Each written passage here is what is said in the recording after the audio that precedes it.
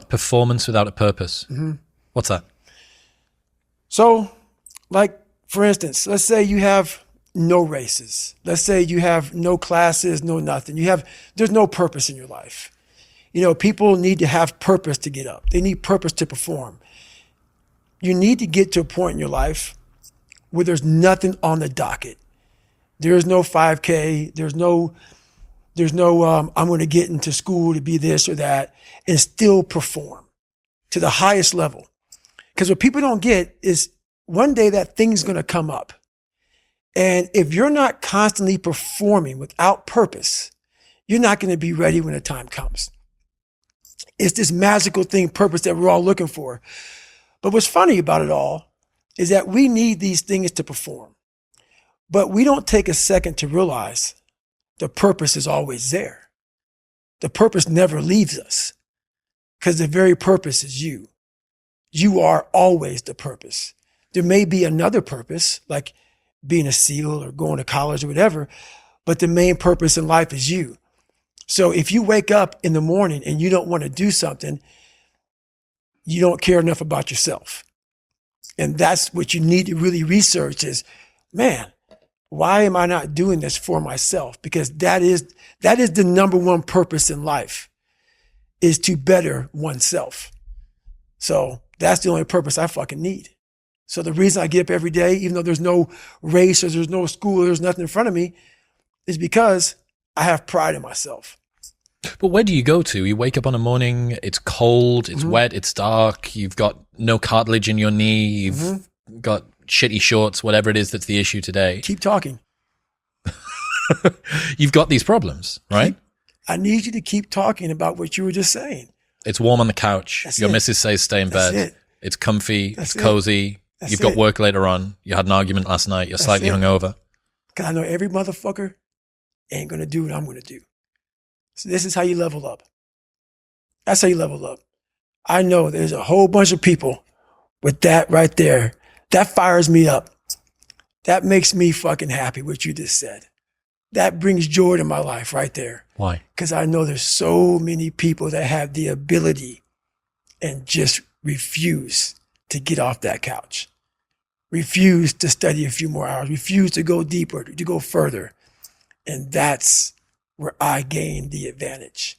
It's so easy to be great nowadays, my friend, because most people are weak. Most people don't want to go to that extra mile. Most people don't want to find that extra because it sucks. It's miserable. It's lonely. You talk about that you were kind of, lonely by yourself. I was the same way. And that used to hurt me growing up. Now I fucking thrive in that shit. That's the only place to be. Well, that was one of the things that is so surprising about growing up through difficulty. So loneliness is one example, right? Mm-hmm. Growing up as a lonely kid. What you realize is a lot of the things that you feared or hated or were embarrassed about as a child end up being the genesis of the things that you're most proud about as an adult. Mm-hmm. So the fact that you can work and thrive in solitude gives you the opportunity to be able to move to America and start a podcast, or decide to do Hell Week 3 times in a row, or it doesn't matter how long or dark the course is, you're just going to stay. Mm-hmm. The fact that you were forced to be vigilant and to assess people, to work out what's going on when you became an adult allows you to detect the vibe and the energy of whoever it is that you're speaking with, and know that this person's someone that I want to hang with and this person's somebody that I don't. Right. All of the things. In fact, I would go as far as to say there's not one thing in my life that I see as a pure advantage that doesn't have a dark side to it that came about at some other point as well. Right. So one of the reasons that I spent so much time as a kid in my bedroom listening to audio tapes, because I didn't have anyone to play with, right? Only child, a little bit sort of unpopular. Right. So I'd be in my bedroom listening to audio tapes, and we go to the library every 2 weeks and we take the tapes back and we get new tapes, and I bring them and listen to them again. Right. But you roll the clock forward 20 years, and what's the 2023 version of an audio tape? It's a podcast. It's a podcast. That's right. A lot of the things that you love and value in yourself in adulthood are the light side of something that you were ashamed, fearful, disgusted by when you were younger. Yeah. I mean, I think that comes from overcoming. A lot of people, wonder, how did you become this? How did you become so vulnerable? How are you doing a podcast now when you were this kid? You overcame things. You fought them. And now this is what happens. This is on the other side of overcoming.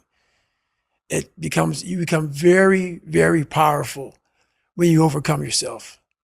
All those things you once cowered from, you were afraid of, when you face them eye to eye every day, you now become a person who has a great podcast. Let's say that there's someone listening who resonates with what you're talking about. Mm-hmm. They've been through trauma, they've been through hard times, mm-hmm. but they keep breaking promises to themselves, mm-hmm. and they're struggling to get off the couch, and they're having a pity party. Mm-hmm. How can they stop feeling sorry for themselves? That's a difficult one, because you have to want it. You have to want to be better. And it starts off with, you have to have pride in yourself. You have to have pride in yourself. You have to have, there's something about you, whether it's your last name, whether it's just the smallest thing, you have to be proud of yourself. And if you have no pride in yourself, I can't give it to you. Because you're always going to compromise. You're always going to fold. Always. I'm very proud of myself. That's why when people said, you know way you can do better than Can't Hurt Me. Roger that. We'll fucking see. It's that pride that wakes you up. Now I'm not talking about bad pride. The attention to detail for the human being I want to do. I call this thing, like, I want to be the standard. I want to be that guy. Like, every place I went in the military, there was this ethos about how this place is, how we're going to live, how we're going to represent ourselves. And I walked around and I saw that most people didn't live up to that ethos. Like, if you go to whatever company, they had this mission statement on how we want to run our company. I made one for myself on how I want to be. And that is why, if people can make up a mission statement, an ethos in which they want to live by, and every morning you wake up, you hold yourself accountable to that mission, not a company's, your own. Make up your own mission statement. What do you want to be in life? And once you do that, now you can work with somebody to get better. You can work with yourself to get better. But until you know what you want to stand for, you will always just be sitting down. You'll never stand for anything. What's that quote? If you don't stand for something, you'll fall for everything. That's it. It's a true statement. In the book, you talk about Roger that, there being two types of Roger that. Mm-hmm. I absolutely adore the second type. Received orders given, expect results. That's it. So cool. Above and beyond, more than was expected. That's right. To the letter. That's Roger that. That is, for me, what Roger that means. Received orders given. Yep. Expect results. Expect results.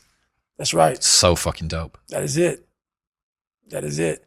And when you hear that from somebody who gets it, you know it because you can look in their eyes. You feel that energy, man. It connects immediately. They're out here to get a job done.